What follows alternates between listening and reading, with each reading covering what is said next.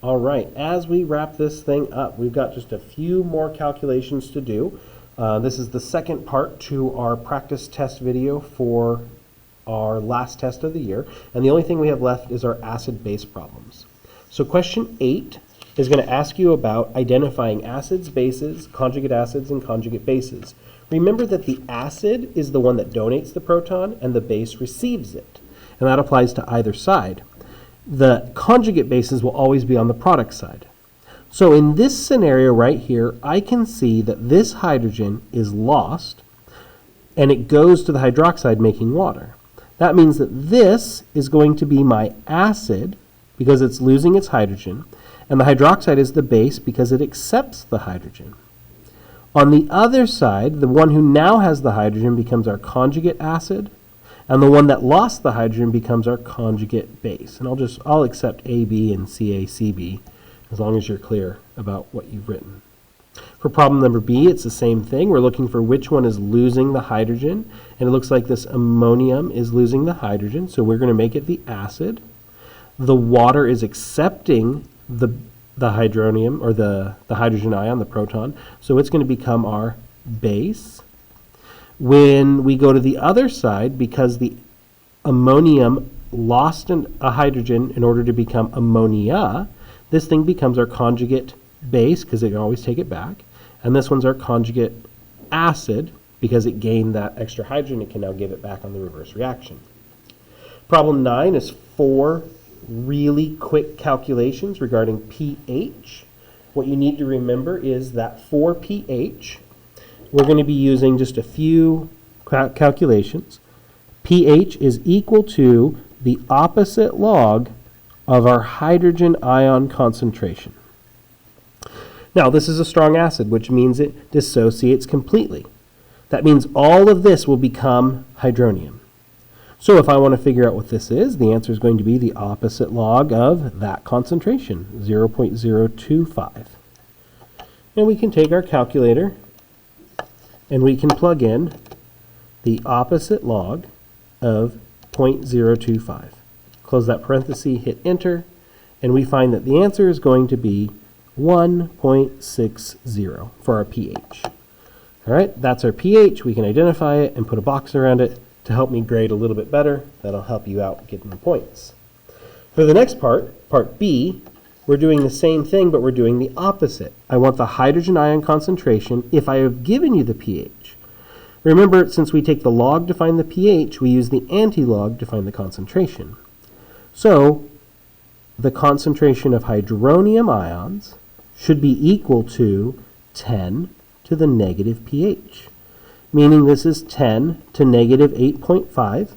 And if you plug this into a calculator, you're going to get an answer of 3.16 times 10 to the negative 9 molar, because this is a concentration now. But it's just putting in the calculator, 10 raised to the power of negative 8.5. Part C is probably the easiest of all of these. I'm asking what is the pH if the pOH is 3.7. Now I might ask what the pOH is if the pH is this, but it's the same thing, because pH plus pOH is equal to 14. That means that 3.7, there's the bell, plus pOH is equal to 14. If I take 14 and subtract 3.7 from it, I'll find that the pOH is equal to 10.3. That's my final answer. That was found by subtracting 3.7 from both sides, isolating the pOH. Part D, similar. I'm looking for the pOH again. This time I didn't give you the pH, or same type of problem, but I did give you the concentration of hydronium ions.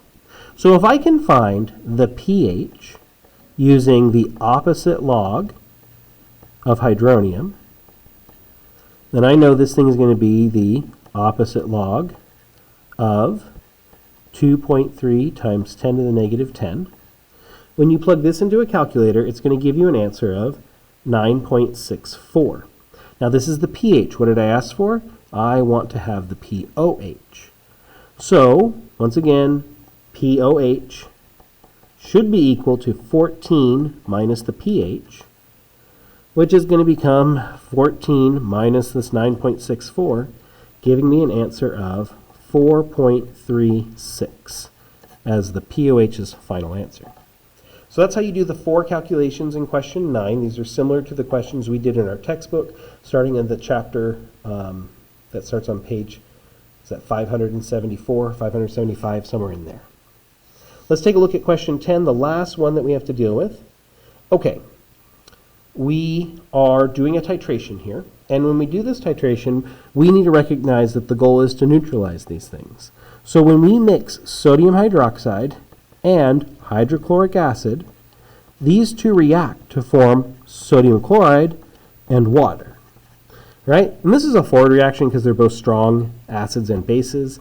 So most titrations that we want to work with are going to use strong acids, strong bases, so there is no reverse reaction in this case.